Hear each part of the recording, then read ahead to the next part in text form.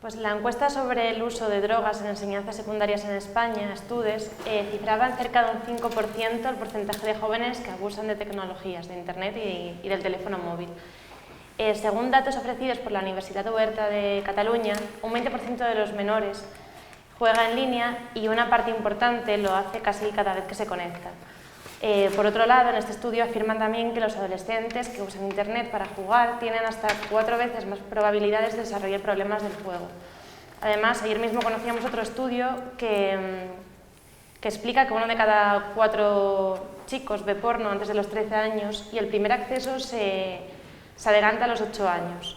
Además, los investigadores que han elaborado este trabajo, que son de la Red Jóvenes Inclusión Social y de la Universidad Illes Baleares, achacaban un poco a esto al acceso cada vez más fácil de los jóvenes a la tecnología móvil.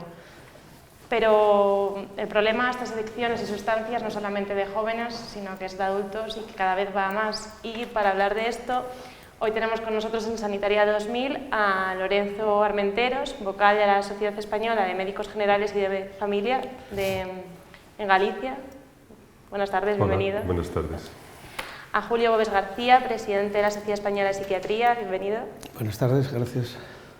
A Néstor Sherman, presidente de la Fundación de Patología Dual y jefe de Servicios de Salud Mental Retiro del Hospital General Universitario Gregorio Marañón. Buenas tardes. Hola, buenas tardes. Y a Marián García Arihuel, experta en adicciones del Consejo Nacional de la Psicología. Bienvenida. Buenas tardes. Pues vamos a empezar con el primer bloque de este debate. Y es sobre prevención. ¿Consideran las adicciones en sustancia un problema de salud pública y cuáles son las más prevalentes, las que más ven? Empezamos por usted, Marián. Bueno, pues yo creo que sí, que es obvio que es un problema de salud pública por todo el deterioro que genera. La adicción social o comportamental tiene una sintomatología muy similar a las adicciones con sustancia. Y en cualquier caso genera muchísimo deterioro familiar y en la calidad de vida. En este caso estamos hablando de adicciones que conllevan también pues, una enorme pérdida económica muchas veces y la ruptura de las relaciones sociales y familiares casi siempre está comprometida. ¿Cuáles son las más prevalentes que más ven en consulta? En consulta estamos teniendo mucho juego. Mucho videojuego, o sea, muchos padres que están alarmados por el tiempo que pasan los jóvenes con los videojuegos y el deterioro en las notas y en las relaciones con los amigos. Sexo, mucho sexo vía Internet, o sea, Internet va más allá de todo esto, se ocupa y agrega a varias de las adicciones. Y compras. Últimamente estamos viendo gente que ya viene diciendo tengo un problema con la compra. Muchas veces cuando han pedido ya están metidos en este tema de la ley de segunda oportunidad, porque el dinero desaparece, claro. El consumo de alcohol está muy ligado a nuestra vida cotidiana. ¿Está pasando un poco lo mismo con el juego, que se está normalizando? Se ve no como un problema, sino pues una actividad más. Bueno, en realidad no solo se está normalizando, sino que se está banalizando. Porque una vez que se adquieren las máquinas o la práctica que sea, pues los niños utilizan, o los adolescentes, utilizan más y más tiempo para ello, sin que en su entorno familiar haya alguien que monitorice eso, que tutorice las proporciones que puedan ser consideradas aceptables o armónicas, y a lo que se asiste es a fracaso escolar, a cada vez más truanismo en el colegio, los niños ya no van a la escuela, ya se reúnen antes de la escuela o nada más llegar a la escuela se marchan y se reúnen para jugar. O sea que en realidad no solo se ha banalizado estos tiempos, sino que se consideraba que no había que controlarlos, y la realidad pues no solo se está viendo, sino que además los dos países que han obligado a la Organización Mundial de la Salud a incorporar esto como una categoría nueva de trastorno o de adicción, pues seguramente que está basado no solo en el número de máquinas que se venden, sino en que pues allí ya supongo que tienen datos internos que permiten señalar que hay una cierta alarma en marcha, quiero decir. ¿Y qué pueden hacer los profesionales de la salud en materia de prevención? Hombre, los profesionales de salud primero prevenir, y eso quiere decir sensibilizar al sistema social, sobre todo a los familiares y a aquellos que ya tienen atisbos en casa de que está pasando esto, que el niño ya, pues las horas que tiene libres, pues no son para estudiar, no son para terminar de hacer su desarrollo académico, su desarrollo escolar. Y eso quiere decir pues, que se precisa la figura del tutor en su casa, y en principio debería de haberla, sea la madre, el padre, aunque sean los padres separados, pero no puede ser que por las separaciones nadie controle lo que pasa, ¿no? Que es una situación que cada vez vemos más. Hay muchos niños que acuden a los sistemas de salud mental solicitando ayuda porque no los controla nadie. El padre porque es el padre y está todo el día ocupado con sus cosas, y la madre porque también hace sus cosas, y el niño pues hace lo que le parece, claro. O sea que esta figura de los niños que utilizan excesivo tiempo vinculado a los juegos, a máquinas de un tipo o de otro, pues cada vez la vemos más. Y en realidad lo primero que detectas es que allí no hay tutores de nada. Entonces, bueno, pues las máquinas evidentemente tienen mucho nivel de satisfacción, promueven mucho refuerzo, y si alguien no ayuda a poner control a esos tiempos, pues mal asunto. Es importante también que este tipo de adicciones se puedan considerar más normalizadas, o que, utilizando esa palabra, que no deja de tener un punto peligroso, el de normalizar actitudes que pueden ser de dependencia, porque son un tipo de adicciones que no vienen del mundo marginal, entonces producen menor temor inicialmente, entonces se consideran que son una parte prácticamente de la vida social en la que se ha hipertrofiado un tipo de actuación. Todos tenemos móvil, todos tenemos determinado quizá nivel de juego o de apuesta, jugamos a la lotería o buscamos los números de Navidad. Entonces, solo cuando esto se convierte en algo que afecta emocionalmente o a la familia o socialmente, se puede convertir en algo peligroso.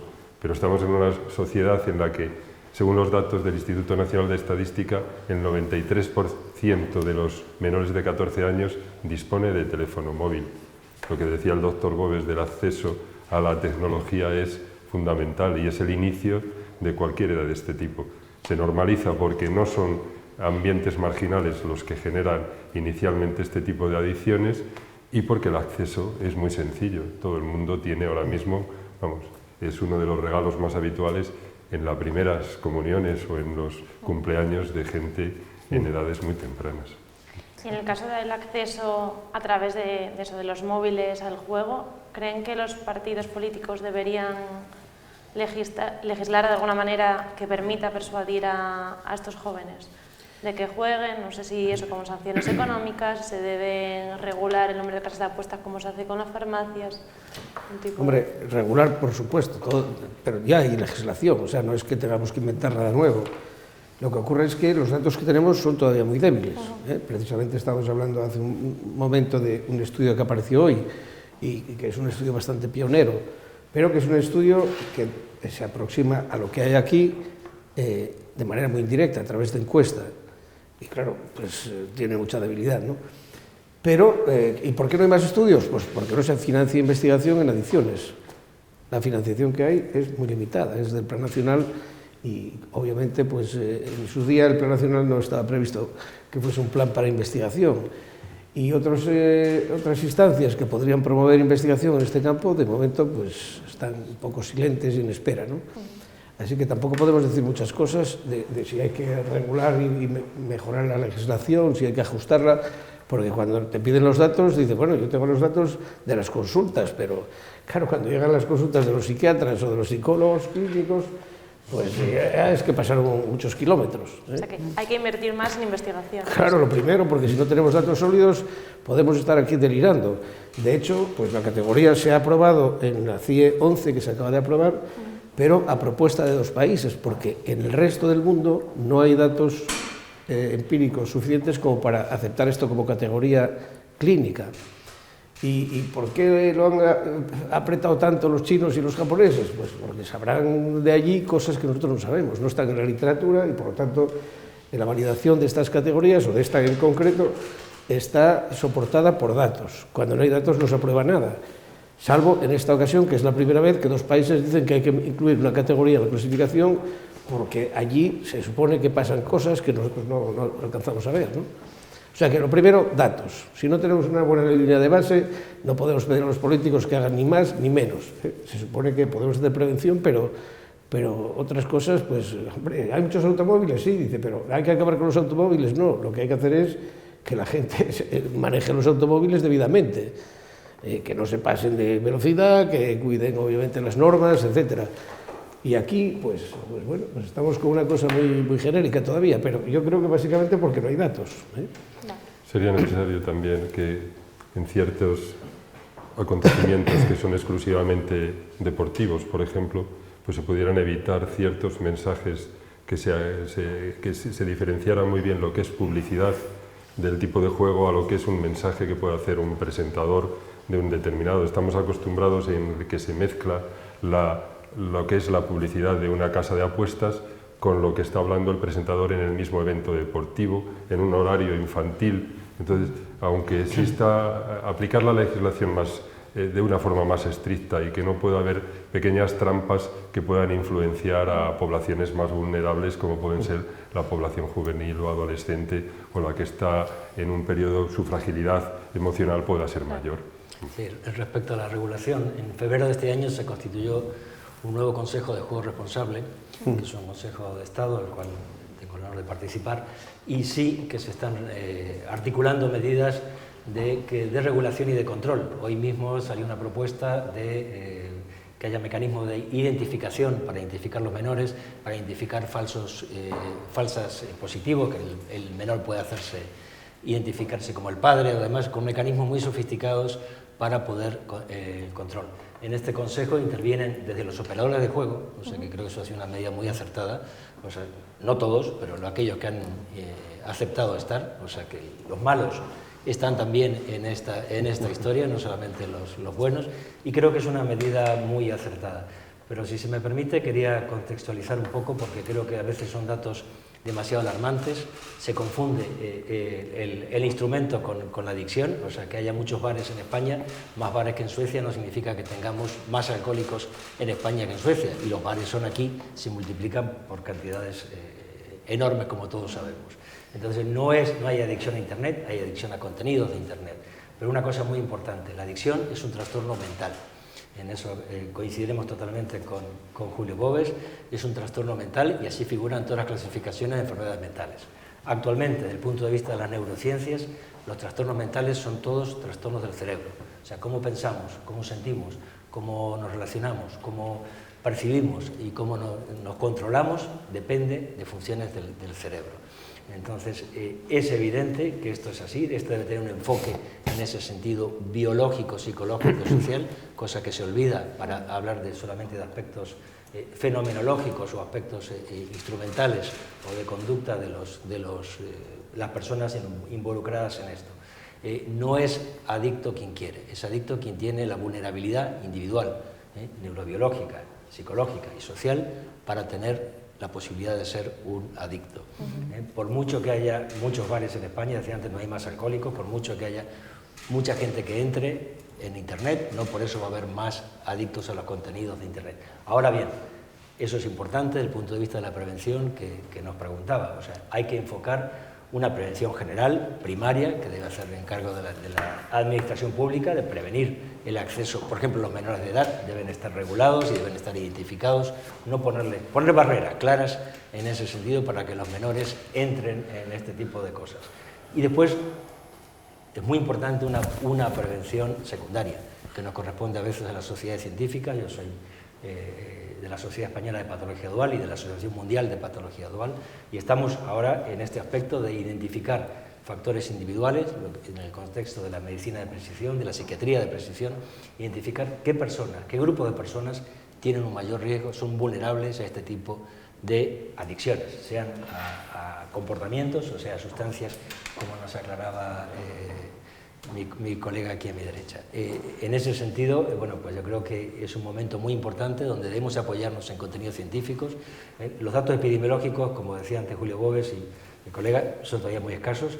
Hay datos que dicen que es menos del 1% de las personas que desarrollan adicciones a esto, entre el 0,3 y el 1%, o sea que son datos todavía no son todavía suficientes, pero no son del todo significativos, y se crea una alarma social en la cual es evidente, debemos de poner barreras para que los menores consuman alcohol, debemos poner barreras para que el menor tenga acceso ilimitado a los contenidos de Internet, donde pueda acceder. El tema de la pornografía ya no es un tema de adicción, es un tema de un uso no apropiado a una edad determinada de contenidos que un menor de edad no debe todavía estar en condiciones de entrar. Entonces, bueno, todo eso nos pone en un desafío social, pero, insisto, como médico, como psiquiatra que soy, debemos de articular medidas sobre todo de prevención secundaria, porque estas adicciones van siempre acompañadas de otros trastornos mentales, que es lo que llamamos la patología dual. Sí. ¿Qué tipo de medidas se podrían poner, por ejemplo, para que las personas con TDAH, que creo que sí que hay muchos datos de que tienen más riesgo de crear, o sea, de tener adicción al juego, ¿qué tipo de medidas se pueden hacer destinadas para ellos? Sí, respecto al TDAH tenemos datos epidemiológicos de que si buscamos población de jugadores, identificamos TDAH, 1 de cada 4 cumplen un TDAH completo, un trastorno por déficit de atención e hiperactividad. A mayor gravedad del problema de juego, mayor posibilidad que tengan un TDAH y que este TDAH sea más grave. Podemos también identificar que estas personas con TDAH, cuando juegan, sienten un alivio que no sienten otras personas que juegan, simplemente como podemos jugar cualquiera de esta mesa, que seguramente hemos jugado a casinos, en máquinas y en muchas cosas a lo largo de nuestra vida. Entonces, es identificar poblaciones de riesgo. A las personas que tienen trastornos mentales, que haya una alta densidad en su familia, decimos, cuidado, porque cuando vuestros hijos fuman un porro o entran en contenidos de apuestas deportivas, tienen un mayor riesgo de desarrollar adicciones que otra persona, que bueno, se puede divertir, puede pasar más tiempo o menos tiempo, pero no va a crear una conducta compulsiva. Vale. Perdona, y yo querría decir, y para hacer esto tiene que estar toda la sociedad implicada. No vale que se quede en un colectivo concreto, tiene que estar en el colegio, tiene que estar en la medicina. Los pediatras, por ejemplo, tienen mucha accesibilidad a los padres. Y antes hablábamos de que es la sociedad, una sociedad que también me parece un poco adictiva, ¿no? Si no están los padres, y entonces ¿quién educa, no? Claro. Porque al final la adicción es una carencia de libertad, no se sabe hacer uso de ello. Sí. O sea, de los estudios que tenemos ya de hace tiempo, o sea, no son recientes, porque no hay que perder de vista que adicciones existen ya desde hace bastante tiempo, no solo al tabaco, sino al consumo de alcohol y otras sustancias psicoestimulantes. Pero cuando uno se hace la pregunta, ¿y cómo detectamos a esas personas que están en riesgo o que ya están bastante cristalizados en el problema?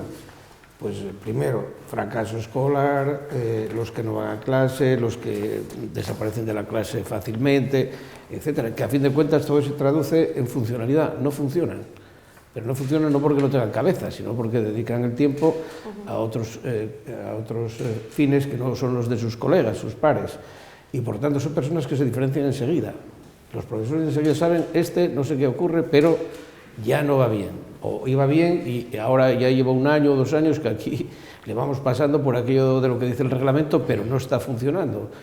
Y en vez de esperar a que tenga 18 años y lo puedan ver los médicos de adultos, pues claro, hay que facilitar el que esa persona pueda ser ayudada, orientada, guiada, en fin, reforzada para que no esté colgado excesivo tiempo sobre ese mismo problema.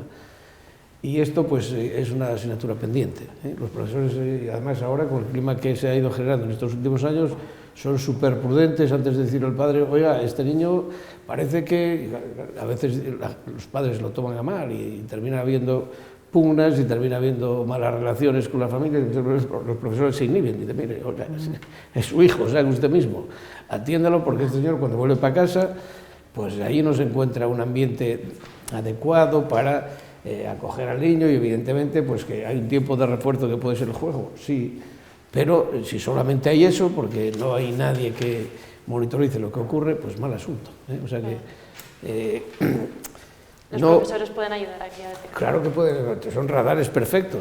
Otra cosa es que hay veces que, pues como cuando nosotros nos van a los servicios de urgencia, pues intoxicados, y hay veces, nosotros hasta que no es la tercera vez no llamamos a los padres. Cuando llamamos, llegan los padres a decir, oiga, pues no sabemos nada. Bueno, pues mira, aquí ya lleva del año pasado 2 días y 1 de este año.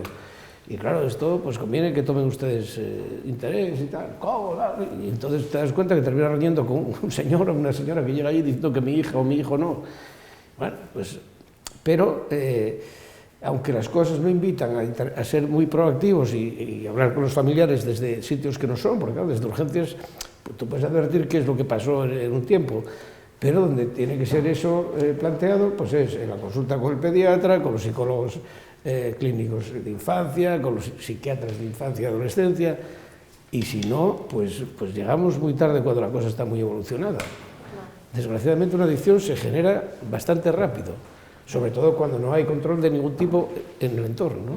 Que en este sentido los profesionales de atención primaria tenéis un papel fundamental. Pero a partir de los 16 años, claro. Sí.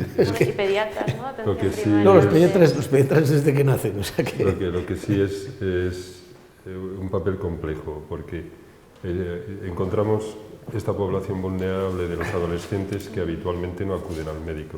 Se han finalizado todo lo que eran las revisiones periódicas que se hace en pediatría, en la pediatría de atención primaria, como único país casi en el mundo que tiene este sistema de atención para los niños de forma exclusiva, y los perdemos. Los perdemos porque no acuden al médico más cuando hay una patología aguda, cualquier tipo de patología respiratoria o osteomuscular.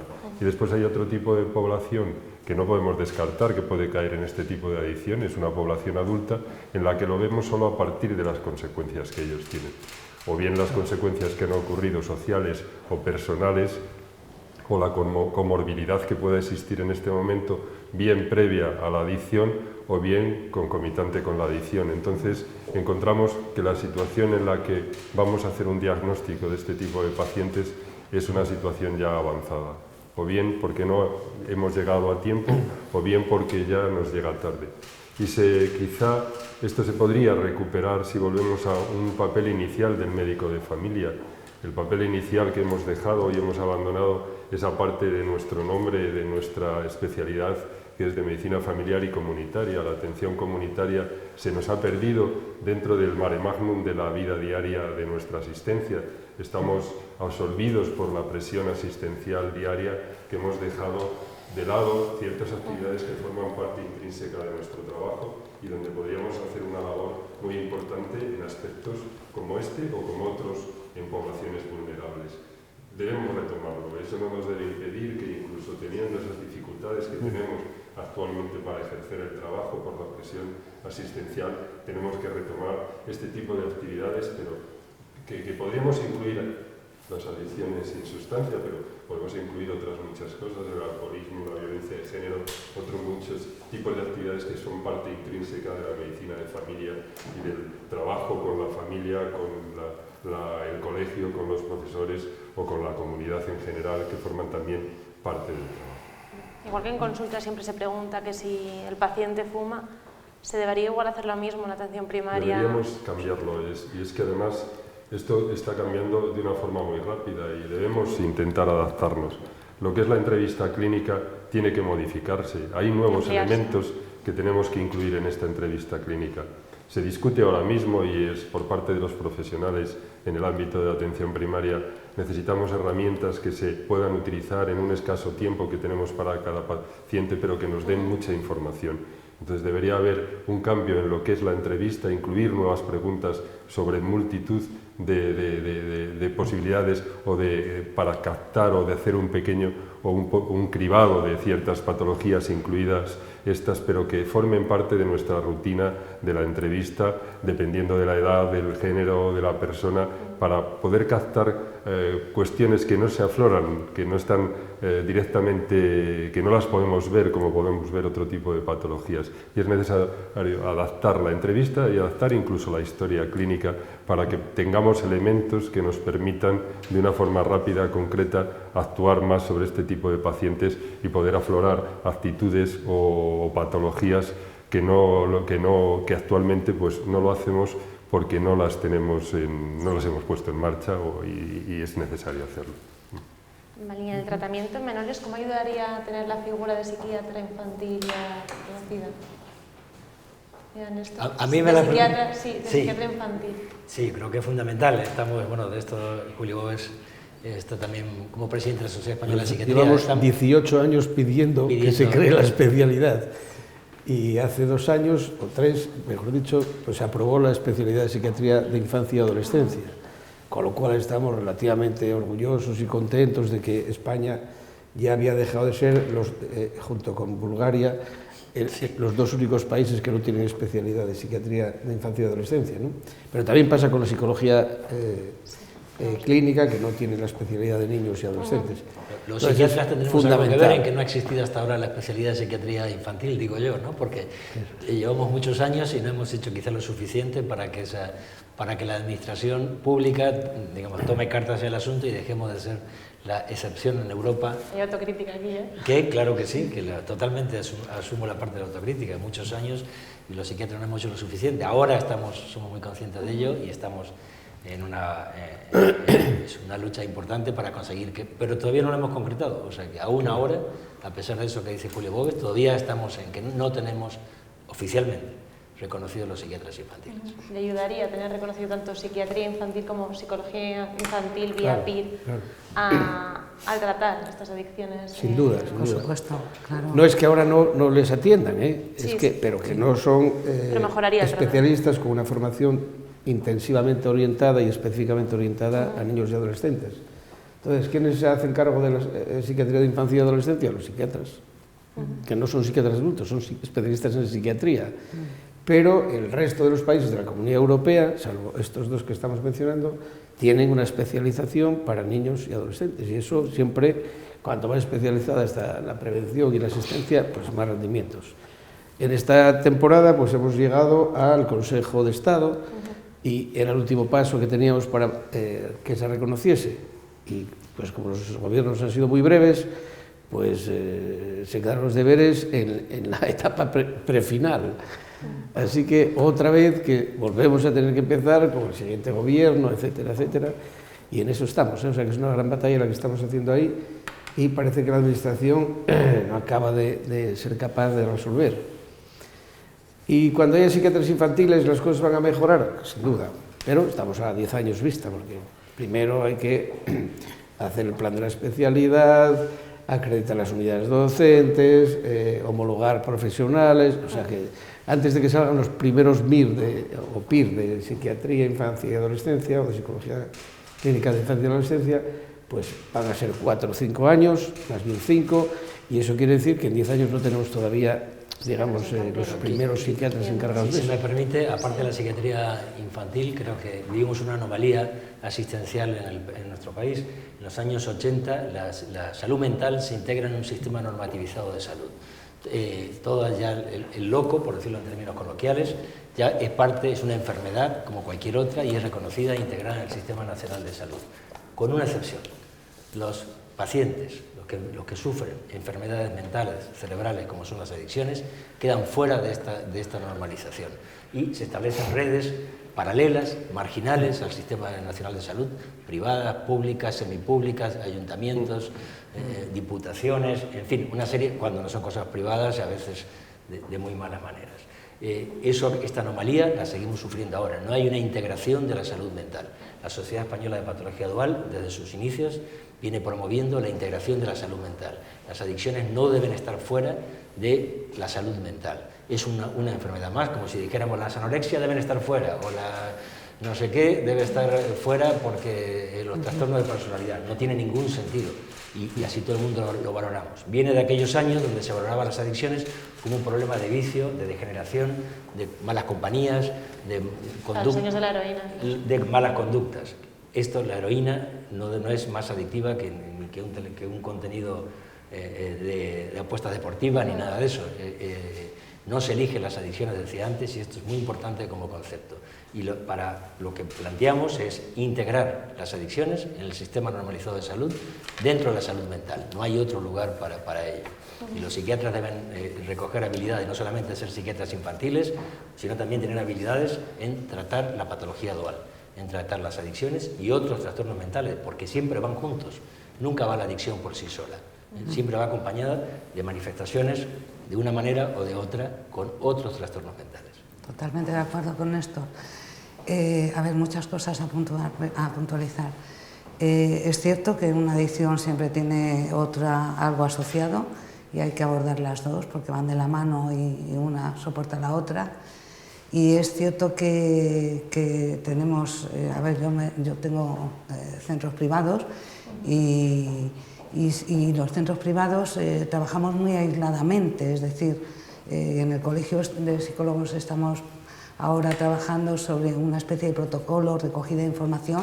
Ojalá que todos los centros privados que reúnen unas ciertas garantías pudiéramos compartir desde casuística a, no sé, un poquito toda la información. No quería descalificar los centros privados, que hay magníficos, hay de todo. Y apoyan en conjunto sí. con la salud pública, o sea que no, claro, no era y ojalá, si se me ha entendido así, que va, pero aprovecho y ojalá pudiéramos colaborar con la parte pública o que la parte pública volviera, que también hubo una época en la que había mucho más apoyo, sobre todo en la Comunidad de Madrid, para el abordaje de las adicciones, unos años de oro, recuerdo cuando empecé yo. Hoy en día, pues bueno, la crisis y todo esto ha dejado, pues, la verdad es que muy mal esta área, ¿no? Y es difícil así poder superar una enfermedad tan grave como esta y que requiere de mucha asistencia, porque hay que mimar mucho al paciente y estar mucho tiempo en contacto con él para que pueda salir. Entonces, doblemente necesario el hacer una mirada y repasar qué estamos haciendo con esto, porque ya lo dijo un psiquiatra que a mí me gusta muchísimo, Francisco Alonso, que es la plaga de esta época, es una plaga y está creciendo. Hombre, todos hemos de aprender de la experiencia que ya hay, que es muy importante la experiencia que se ha obtenido en estos últimos 30 años, sobre todo. Y para eso tenemos obviamente que trabajar mejor con las bases de datos tan importantes que tenemos. El trabajar con Big Data significa que esa minería pues, va a dar lugar a tener nuevos paradigmas para obtener perfiles, para obtener pautas de actuación sobre diferentes perfiles, etc. Y en los últimos años están recogiendo las historias bastante bien casi todos los datos. No en la medicina primaria, que al principio, claro, pues no hay tiempo, o sea que el tiempo que tiene el médico de familia pues es limitadísimo. Pero luego, cuando ya vemos lo que se va cristalizando, sí que podemos tener buenas historias clínicas y de hecho pues ha mejorado mucho, ¿no? ¿Y eso qué va a hacer? Pues una transformación de modelo, evidentemente. Si tenemos muchos datos, podemos predecir mucho mejor, podemos actuar más a tiempo, podemos hacer incluso promoción de salud mental en estas personas que están en riesgo ya desde niños, ¿no? O sea que el cambio de modelo nos va a ayudar bastante, quiero decir. Sí, no solamente la integración de las adicciones dentro de la salud mental, sino también desde mi hospital estamos trabajando con programas asistenciales que incluimos a primaria. Nuestros centros de primaria están incluidos en programas comunitarios donde hacemos un tratamiento de prevención secundaria, detección de población de riesgo. Los casos leves son tratados por los compañeros de primaria y los médicos de atención primaria con entrevistas motivacionales, cuando pasan a ser moderados o graves, porque aquí esto no es blanco o negro, se puede tener un poquito de adicción o un muchito de adicción, o sea que no es una cosa que es totalmente compartimentado, o sea que es una cosa, se puede ser poco como cualquier otra cosa. Y en ese sentido estamos trabajando totalmente en combinación, en colaboración, con nuestros colegas de primaria en un trabajo que nos sentimos muy orgullosos de ello, tanto por los compañeros de primaria como por lo que estamos haciendo desde especializada, en este caso desde el Instituto de Psiquiatría y Salud Mental de Gregorio Marañón. Yo creo que yo creo que el futuro es ese futuro de colaboración, absolutamente. Tenemos que aprovechar todas las oportunidades que nos da este sistema sanitario y que nos va a permitir las nuevas tecnologías incluso.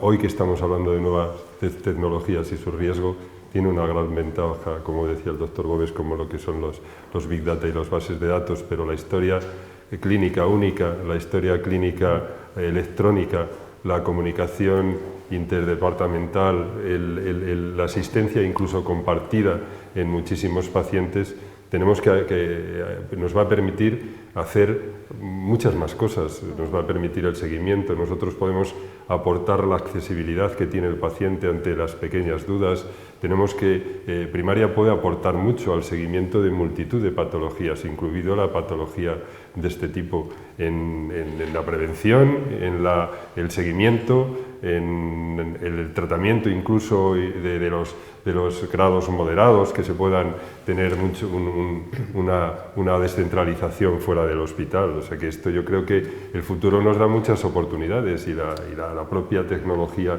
que tiene sus riesgos y sus peligros, nos va a aportar en el futuro mucho más. Va a cambiar incluso la forma de actuar con el paciente, porque el paciente lo podremos seguir de una forma compartida con un beneficio propio siempre para él. La tecnología nos da más oportunidades que riesgos. Claro. Y en todo sentido es así. Si no estamos demonizando, parece, las tecnologías y los teléfonos móviles, que son tan importantes en nuestra vida cotidiana, son impensables vivir sin estas nuevas tecnologías. Entonces creo que esto es muy importante, no demonizar este tipo de cosas. Las personas vulnerables son vulnerables, no cualquiera que bebe vino va a ser adicto al vino. A las personas vulnerables, cuidado cuando beban vino o cuando un chaval fume un porro. No todos los chavales que fuman porros van a tener problemas. Ahora, muchos sí, y graves, muy serios, muy graves. Lo que sí deberíamos era, y aprovechando esta ocasión, ese uso de los datos del Big Data tiene que ser mucho más abierto. Esto no se puede cerrar, no podemos. Ahora hay un criterio por parte de las administraciones a un uso en algunos lugares exclusivo de esos datos que pueden, como todo en la vida, ser mal utilizados, pero vamos, estamos hablando de profesionales sanitarios, de un sistema de salud de mucha calidad, y entonces tienen que abrir en lo posible todo el acceso a esas bases de datos y esas grandes bases de datos que permitan su uso por los profesionales, no restringirlos, como en algunos lugares puede existir la posibilidad de que el acceso sea solo limitado y controlado. Y en esta colaboración de la que me están hablando para enfrentarse a las adicciones, ¿echan en falta más psicólogos en el Sistema Nacional de Salud?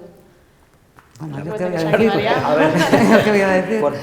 A ver, dice la presidenta. Porque hablamos de psiquiatría, hablamos de atención primaria. El psicólogo aquí tiene una aportación muy importante, porque va a reeducar, también puede ser un educador social, pero va a trabajar con todas las áreas emocionales. Antes decía mi compañero que claro, que es muy compleja la adicción y la voluntad está tocada y está tocado todo el sistema emocional y todo eso lo tienes que trabajar. Y la libertad del hacer o no hacer, la toma de decisiones, las funciones ejecutivas, está tocada tanta cosa que tenemos que actuar en conjunto. Obviamente la psiquiatría apoya muchísimo y es una de las patas fundamentales. Pero luego la otra faceta, que a lo mejor no tiene que ser un psicólogo, que se puede compartir con otro, pero hay otra faceta que el médico desgraciadamente ni tiene tiempo ni está preparado para hacer. Entonces, bueno, tenemos dos carreras, unámosla, persiguiendo un objetivo común. Posiblemente en el futuro haya una sola. Si el tratamiento debe ser biológico, psicológico y social. Exacto. En ese orden, diría yo. Pero es muy importante, entonces es impensable en cualquier enfermedad mental, pero en la diabetes es impensable que solamente el médico le dé la insulina y no haya un equipo de enfermeras, de profesionales trabajando sobre los hábitos, la dieta, la vida que tiene que llevar el paciente diabético o un niño diabético. Esto es igual, el paciente con psicosis, los tratamientos farmacológicos son fundamentales, pero si no hay un tratamiento psicológico y social acompañante, los resultados se multiplican cuando esto es así. Y esto lo tenemos clarísimo, el tratamiento es multidisciplinario, biológico, psicológico y social. Y decía yo, en ese orden, porque hasta ahora lo biológico se ha desechado. Cuando hablamos de biológico, dice, usted es un determinista biológico. Digo, hasta ahora ha habido un determinismo psicosocial y no se ha hablado de lo biológico. Los médicos parece que solamente estábamos destinados a ver las consecuencias a ver los problemas hepáticos o los problemas de algún tipo secundarios al tema de las adicciones. Y no es así, o sea que la integración de lo biológico en lo psicológico y social es trascendente. Y en este siglo XXI, de la psiquiatría de precisión, de la medicina de precisión, de las neurociencias, estamos en un momento de cambios fundamentales y la psiquiatría no está ajena a estos cambios, está totalmente comprometida con estos cambios, la psiquiatría, la psicología, la salud mental, porque no lo diferencian, mi equipo no diferenciamos entre psicólogos, psiquiatras, cada uno tiene su rol, su papel, enfermeros y enfermeras, o sea que estamos en un nuevo momento, como decía mi colega de primaria. Momento nuevo, efectivamente, sí, pero que conlleva nuevas oportunidades. Una de ellas, por supuesto, el que acabamos de estrenar, una nueva clasificación de los trastornos mentales y del comportamiento. O sea que hay innovación en la concepción de las adicciones. Antes hablábamos de trastornos, hablábamos de dependencia. Y los modelos dimensionales pues, han dado lugar a que se pueda hacer mejor prevención, no hace falta que sean dependientes como los dependientes de la heroína, simplemente con que veamos conductas adictivas ya quiere decir que debemos de estar bien atentos para orientar a las personas, sean familiares o no. Y esta oportunidad nosológica, que es como se llama en términos así, con palabras técnicas, pues da lugar a muchas posibilidades de intervenir, de generar grupos específicos para tratamientos, para seguirlos, etc. ¿no? Pero también tenemos otras oportunidades, no solamente las oportunidades de clasificar mejor y tener mejor organizados los esfuerzos para cada momento, para cada fase evolutiva. Hay oportunidades primero, de crear más profesionales, por supuesto. Si comparamos con los profesionales que teníamos hace 20 años, pues claro, las cosas van muy bien, pero hacen falta más cosas que ser más. Más número de profesionales está la cosa mejor, pues por ejemplo, con el estigma pues no estamos mucho mejor. El estigma de las adicciones no es el de los años 1960, pero todavía hay un gran estigma. De hecho, la gente puede decir fácilmente que estoy en tratamiento por un trastorno depresivo, pero decir que estoy en orientación por un problema de adicción, de lo que sea, la gente lo esconde, evidentemente, porque sabe que primero se juega el carnet de conducir, se juega pues, el prestigio social, etc. ¿no? Pero hay otras oportunidades, y otras oportunidades son investigar más, evidentemente, utilizar más la innovación, que hay mucha innovación que no se ha incorporado todavía al sistema de salud, y no solo me refiero a que en algunos sitios pues, se atiende este tipo de problemas en la puerta de atrás, porque como consecuencia de que conviven dos redes, la red de salud mental y la red de adicciones. Todo el mundo sabe que esa situación de justaposición de modelos debe de abandonarse y dar paso a modelo único de salud mental y no hace falta que haya una red de adicciones, porque de lo contrario a uno les va a tratar pues el médico más prestigioso del centro y a otro le va a tratar a lo mejor una persona que no tiene la especialidad. Es decir, que hay muchas oportunidades todavía para mejorar, no solo en el sentido preventivo, sino también en el sentido asistencial. ¿Y se abordan bien las nuevas tecnologías en los planes formativos de las carreras de salud? Yo soy catedrático de psiquiatría y tengo que reconocer claramente no. ¿De sustancias? No. No, porque las clases que dedicamos a las adicciones son un número de clases limitadas. Las prácticas que hacen los alumnos, en este caso de medicina, pero también los de enfermería, pues son también muy limitadas. ¿Rotan por los servicios de adicción? Sí. ¿Por la red de adicción? Sí. Pero, claro, ven enfermos muy graves. O sea, son los enfermos que ya están en fases terciarias y, por lo tanto, las adicciones muy avanzadas, que ya son, evidentemente, personas con la concepción anterior de personas muy dependientes. Entonces, pues ven a los heroinómanos de hace 30 años, a los pocos que quedan un tercio de ellos, pues sí los ven, pero claro, eso ahora ya tiene poca solución. Gran parte de ellos están en mantenimientos con metadona o con otros opiáceos, como prenorfina, etc. Pero el alumno de medicina, que va a ser en principio un señor candidato a hacer una especialidad, tiene que ver dimensionalmente cómo empieza esto y cómo termina, evidentemente. Bueno, terminan falleciendo, pero pues, durante los últimos años prácticamente no se mueve mucho la situación, porque los tenemos con programas de mantenimiento de otros opiáceos y eso, pues, para los alumnos de medicina, pues no es precisamente una buena plataforma de observación o de formación, ¿no? Sí. Bueno, entonces necesitamos programas más extensos, sin lugar a dudas. Pero todo eso pues hay que debatirlo con el microbiólogo, que también avanzó mucho en su especialidad, con el ginecólogo, con el cardiólogo, y todos quieren introducir más y más conocimientos a los alumnos, y el plan de estudios tiene un número de horas cerrado y no hay una hora de más. Y a pesar de que hemos mejorado mucho con la formación práctica, pero el criterio temporal marca que todos tenemos que estar un poco en la síntesis de la síntesis, ¿no? Sí, pero quizás estamos en una época de un conocimiento más especializado, entonces cada profesional, incluso dentro del campo de la psiquiatría, de la psicología, nos focalizamos más en determinados tipos de pacientes y demás. En este caso hay muchos psiquiatras y psicólogos interesados en eso que llamamos la patología dual. La Sociedad Española de Patología Dual tiene un curso de formación online gratuito que se llama Protocolo de Intervención. Han participado más de 11.000 personas en estos cursos gratuitos que han obtenido algún crédito. Tenemos un capítulo dedicado a las adicciones comportamentales, tenemos unas jornadas anuales que se celebrarán sobre adicciones comportamentales exclusivamente, tenemos un congreso mundial que será la semana que viene aquí en Madrid, donde viene gente de más de 70 países a trabajar sobre el tema de la patología dual. Vienen personalidades como la doctora Nora Volkow, la directora del NIDA, del National Institute on Drug Abuse de Estados Unidos, pero infinidad de colegas y psiquiatras de todo el mundo. El profesor Bogues también estará con nosotros. En la cola, yo estoy en la cola de los sabios. Bueno, no estamos tan a la cola, te corregiría, querido profesor. Estamos bastante bien en España, somos líderes en el campo de la patología dual y nos sentimos muy orgullosos de ello. En psicología también se ha actualizado y hay más oferta formativa, hay una especialización, los cursos de expertos estos, hay muchos másters y algunos muy buenos, muchos orientados a la neurobiología, pero sí es algo que yo creo que en el grado incluso o después está ya latente, ¿no? Que todo el mundo pues nos hemos tenido que estudiar. Yo en mi época había una asignatura, fisiobiología, algo así, y hemos tenido que volver porque es que es una realidad que está ahí, tienes que estar, tienes que conocer. Lo que sí es necesario. Claro, porque es que además te explica tanto. Claro, las patologías emergentes deben ser tratadas de una forma muy precoz, desde el punto de vista formativo, porque lo que hacemos es convertir la formación en algo cuando ya ha pasado. O sea, y deberíamos de estar atentos para que esto no ocurra.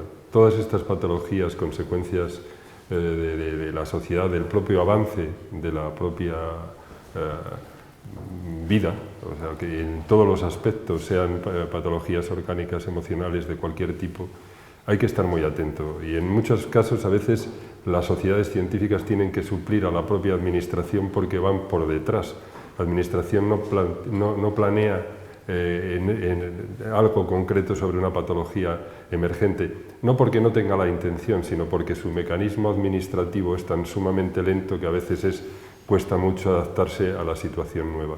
Pero sí que es importante que todo aquello que sea emergente lo tratemos desde todos los que podemos estar implicados en ello de una forma muy precoz, que hagamos formación con nuestros médicos de cualquier tipo, con todo el profesional sanitario que pueda estar implicado, que esté preparado para que, vuelvo a decir, que lo que ahora es emergente no lo estudiemos cuando ya se ha pasado. Yo quería decir simplemente una pequeña precisión a propósito de la especialización en este campo. No hay especialización en adicciones. Lo que hay es teóricamente lo que se llama acreditación, que es una parcela de acreditación específica, pero que, si bien está contemplada, sin embargo todavía no está reconocida ni para la psicología clínica ni tampoco para la psiquiatría. Pero eso no quiere decir que no haya cursos y que no haya... Lo que no hay es reconocimiento de especialización en adicciones. Está prevista y está prevista desde el año, desde el año 2008, que es la ley que tenemos en la actualidad vigente. Anteriormente también estuvo prevista, pero tampoco se desarrolló. Y eso quiere decir que hay también pues, una oportunidad para, evidentemente, mejorar todo este campo. De modo que no hay especialización, pero esa falta de especialización pues, se suple con cursos y máster, etcétera, ¿no? Los alumnos rotan por los alumnos de psiquiatría rotan por las unidades de docencia de psiquiatría, pues sí, rotan 4 meses durante Los 4 años que tienen de especialidad están durante 4 meses formándose en adicciones. Los que tienen más interés, evidentemente, pueden prolongar hasta 10 meses. Pues igual que ocurre con la psiquiatría de infancia y adolescencia, lo mismo que ocurre con la psiquiatría legal y lo mismo que ocurre con las adicciones, que es el caso, ¿no? Vale. Pues si les parece que estamos ya terminando el tiempo, si quieren hacer una última intervención con la conclusión del debate o con algún aspecto que les haya quedado sin abordar hoy, empezamos por usted, ¿vale? Sí.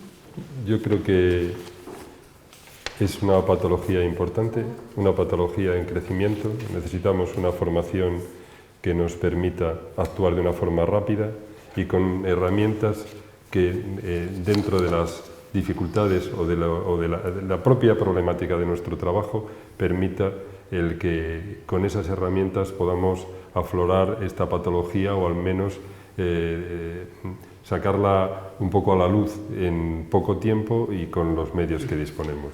Sería el mensaje, al menos desde el campo de la atención primaria y lo que nos corresponde en esa parcela de inicio, de diagnóstico, de prevención o de derivación en el caso que corresponda. Vale. Bueno, yo voy a decir 2 cosas también. Primero, ¿qué debe de hacer el profesional que tiene que tratar estos adictos o estas adicciones sin sustancia? Digamos que serían profesionales sin sustancia, pero con mucha sustancia. Pues básicamente aprender a trabajar multidisciplinarmente, no solo con el mundo sanitario, sino con los profesores, el medio y el entorno donde están los chavales, y por lo tanto que hay muchas cosas que no se pueden hacer desde los centros de salud ni de los centros de adicciones porque no llegaron todavía. Y eso quiere decir pues, que hay una parcela muy importante para promover salud mental en general, y, por supuesto, hacer prevención de los consumos o de los abusos de sustancias y de las adicciones que, obviamente, se van desarrollando de menos a más. Por tanto, hay muchos momentos donde se puede intervenir. Y la otra situación es que, mientras que no tengamos mejor investigación, pues vamos a tener que repetirnos mucho y avanzar poco, porque hacen falta los datos de verdad. Y esos datos, desgraciadamente, todavía no los tenemos, afortunadamente, o no los tenemos porque no tenemos aparato de captar para poder perfilar qué es lo que está realmente ocurriendo, para poder orientar a esos grupos de riesgo antes de que lleguen a ser personas adictas, y esto pues quiere decir que hay oportunidades de innovar desde el punto de vista de las intervenciones y por lo tanto para investigar en qué es lo que está pasando. No sabemos si es el 0,3 o si es el 1% o es el 3%. Claro, es tanto como saber que esta es una enfermedad muy prevalente si se da por encima del 1% o es una enfermedad que no es prevalente, que no es lo mismo tener el 0,3% de la población en esta condición que tenerlo por encima del 1%. Entonces, claro, lo primero que quiere el pagador es, dígame usted de qué me está hablando, dígame usted lo cuantitativo. Pues mire, no lo tenemos, pero tenemos unas encuestas indirectas que se aproximan. Pues yo con eso que se aproximen, vayan aproximándose mejor, porque si no yo no puedo disponer de medios para una cosa que no sé si es del 0,3 o del 1,3. O sea, más investigación. Y eso quiere decir más dinero en las convocatorias de investigación que tiene el país todos los años. Y que dejen que esos proyectos que tienen las personas que están investigando en adicciones, pues prosperen. No solo pueden prosperar los que sean de grandes propósitos, porque a veces los grandes propósitos quedan en nada. O sea que fíjese usted la cantidad de dólares que estamos gastando en prevención nutricional y que pasan los años y no se sabe si el colesterol es bueno o es malo. Lo que sabemos es que cada vez hay más fraudes a costa de todo eso. Es decir, no es lo mismo poner un yogur, que este yogur baja el colesterol, que este yogur puede llegar a bajar hasta el 10% de la tasa de colesterol que tenga un señor. Y mientras que prospere esto con las multinacionales, pues lo que estamos haciendo es engañar a la población. Primero la neurotizamos diciendo que ojo con el colesterol, pero luego aparece el de los yogures y dice, yo tengo un yogur que baja el colesterol. Dice, ¿así? Dice, no, usted tiene un yogur que tiene un tamaño de efecto hasta el 10%. Hasta, que no quiere decir que a todos se les baja el 10%. Y con eso convivimos. Entonces, ¿qué quiere decir? Pues más rigor y más exigencia legal a lo que la gente anuncia y promueve. Sí, sumándome a lo que dicen mis colegas, diría que estamos en un momento de cambio de paradigma en la medicina, en la psiquiatría, en la psicología, estamos ya teniendo a nivel de investigación marcadores biológicos que nos permiten detectar grupos de riesgo, población de riesgo. Pero mientras eso llega y eso se expande a todos los profesionales, los clínicos podemos pensar todavía en determinados fenotipos, o sea, cómo se expresa la enfermedad, pensar en una patología dual, diría yo, de forma más concreta. No podemos crear una superficie solamente. Decir que el chico juega es como decir que un paciente tiene fiebre. Es decir, ¿por qué tiene fiebre? ¿Qué es lo que está pasando? ¿Cómo debemos tratar la fiebre? Y eso sí lo podemos ya pensar los médicos. Es un chico muy impulsivo, en la familia hay bipolares y TDAH y no sé qué, todas esas cosas, y eso nos permite orientar un tratamiento ya, aunque todavía lo que tengamos sea muy primitivo a nivel farmacológico, muy enfocado todavía a mediados del siglo pasado, pero ya podemos hacer cosas con eso. Simplemente es pensar en esto. Quizás pensar en la patología dual es muy fácil. ¿Y eso qué más? Aparte de la adicción. Hay algo más y eso es la patología dual. Y ese algo más puede orientar ya el comienzo de un tratamiento distinto, diferente, mientras llegan la psiquiatría de precisión y nos llegan esos marcadores biológicos que ya están, ya los leemos en las publicaciones científicas, pero todavía están lejos los marcadores genéticos, los polimorfismos, en darnos datos al profesional normal que trabaja en la asistencia del día a día. Bueno, pues yo me he sumado lo dicho, pero sí me gustaría que reflexionáramos un poquito en una acción social más amplia. La adicción eso es considerada como una enfermedad oculta. En algunos sitios te puede costar el trabajo, claro. Es que entonces la sociedad no está preparada para asumir el que tiene un hijo, un marido o un familiar que es adicto a lo que sea. Y tal vez aquí habría que hacer un esfuerzo también para dar a conocer la enfermedad como tal y quitarle todo el velo y el halo ese que tiene de cosa fatal, porque se puede tratar y funciona. Si es incipiente, que lleva poquito tiempo, pues es que es un placer porque funciona. Si ya hay muchísimo deterioro, pues a ver, en algunos casos se podrá hacer algo. Hay que probar, pero desde luego lo que tenemos que tener todos claro es que cualquier adicto, y lo ha dicho Néstor, puede ser cualquiera. O sea, yo por ser psicóloga no estoy inmunizada de ninguno de aquí, aun sabiendo todo lo que pueda saber, no porque está dentro de mí y no puedo con ello. Yo no seré quien decida si soy adicta o no. Pues muchas gracias. Pues muchísimas gracias a los cuatro por haber venido y por todo lo que han aportado hoy. Con esto ya damos por cerrado el debate. Muchas gracias. Muchas gracias.